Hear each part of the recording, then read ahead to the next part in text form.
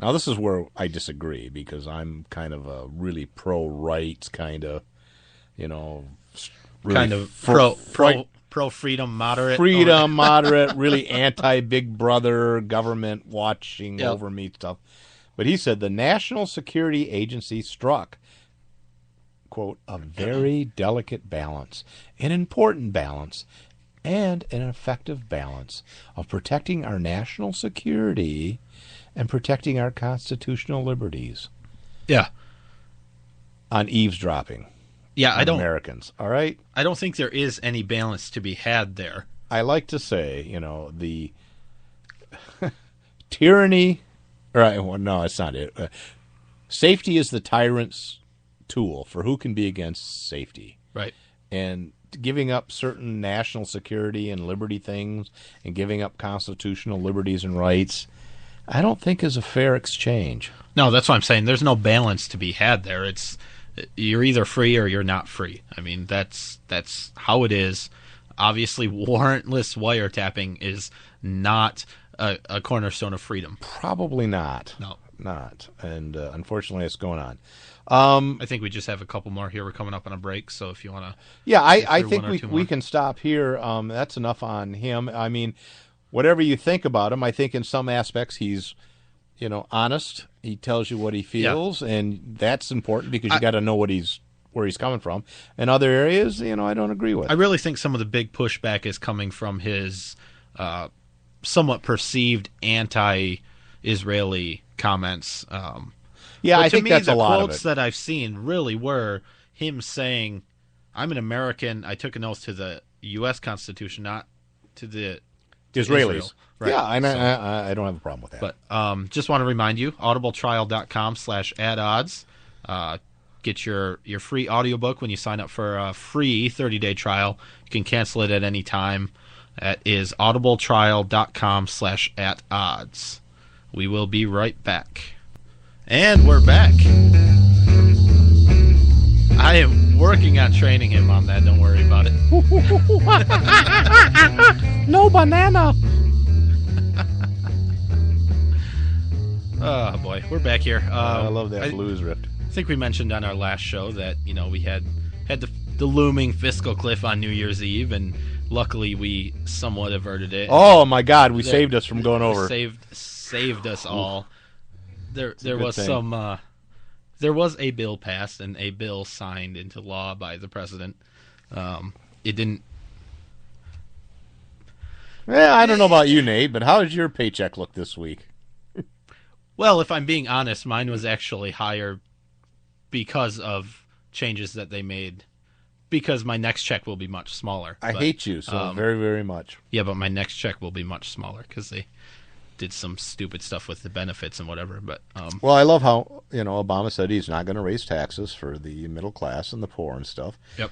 And yet, apparently, there's 20 new tax increases. There's a ton of new tax increases just coming out of the bill that we got from the fiscal cliff legislation. Mm-hmm. It neglected to renew the 2% cut on the payroll tax, Social Security tax that's coming out. So that's 2%. Everybody's taxes are going up 2%. Yep. Which I thought was funny. That I saw an image or a graph. That was a hiatus on. Yeah, but the Bush thing. And that 2% completely negates all of the increase that we had in wages over the year that the Democrats have been touting. Wait a minute, you got a wage increase? Well, I guess 2%? it's the national average. I didn't. But that's all. Memo. We're back down to where we were at the beginning of 2012. So. And not only that, from what I've been seeing, is that actually the people that are in the $30,000 to $100,000 income, which is sort of middle America.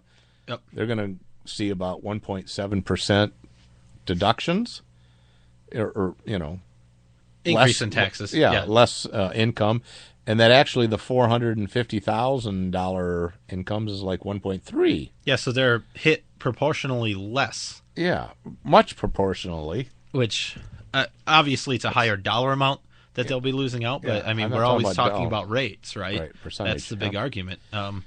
So, and the top marginal rate did go up from 35%. Thanks, Obama. From 35% to 39.6%. So households making $450,000 are paying 39.6% federal income tax now.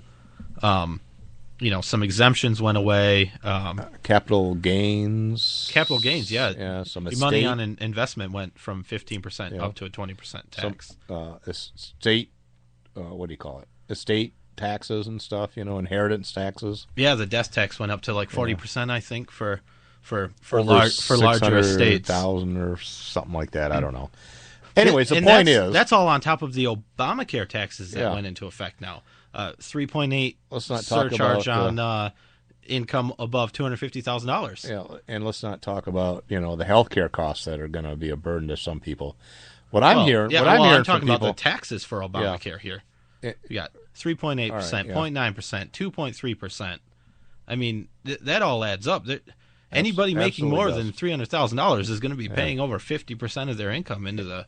And the fact is, a lot of places have not been giving raises out over the last 3 or 4 years. Right. Their salaries have been either slashed or been held the same. Every year goes up. There's a little bit of inflation, cost of living, all that stuff. So you're making less. So yeah, if you don't get a raise, you are essentially taking a pay cut every year. Every year. Well, every minute, really.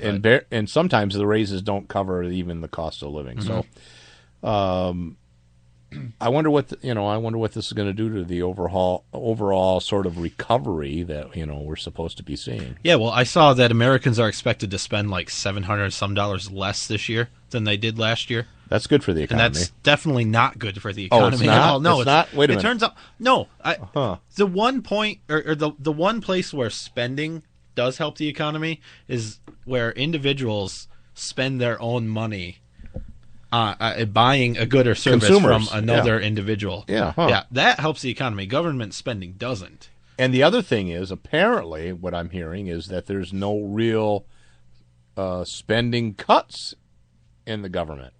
No, in fact, the fiscal cliff bill added $1 trillion to spending or something over the next 10 years. Did you get the coin? Something ridiculous. I got the $1 trillion coin. Do you have one? I have one. You gonna go buy a Snickers or something? I'm gonna buy a Snickers bar or hopefully a pop it takes or change. something. I don't know. Do you see this?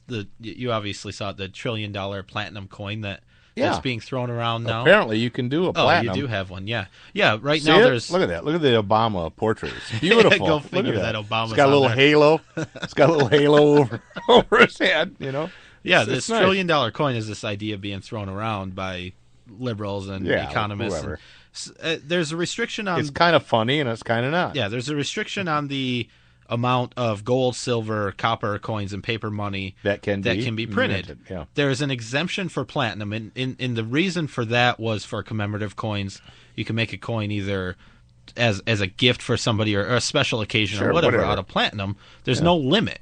So what the idea is to mint a $1 trillion coin. Mm-hmm.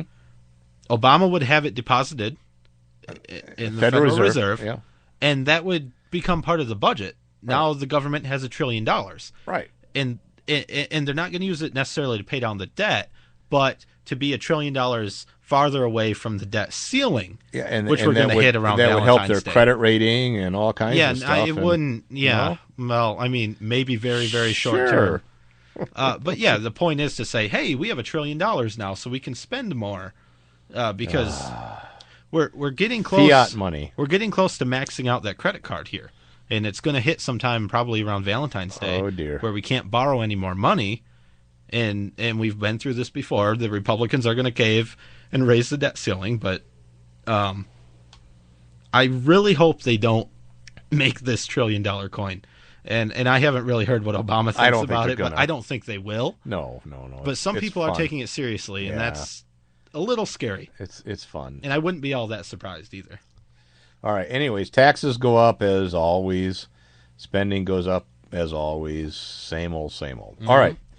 We've just got a few minutes left. Real quick, I don't know if people are aware, but the New York Police Department has had a policy of stop and frisk, where they can just go up and stop and frisk people for any reason without probable cause or reasonable suspicion, and they do it so-called under this TAP program, which is Trespass Affidavit Program, outside housing programs, to try to get a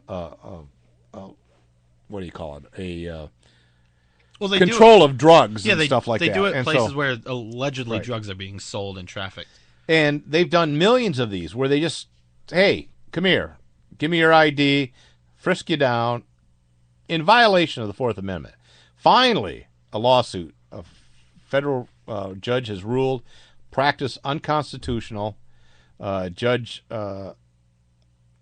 Sarah Scheinlin of Manhattan.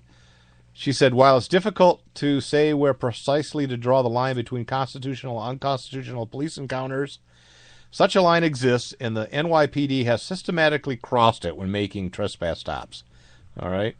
Much of her criticism in the ruling is directed at the training the PD provides officers, which she says sidesteps the Fourth Amendment.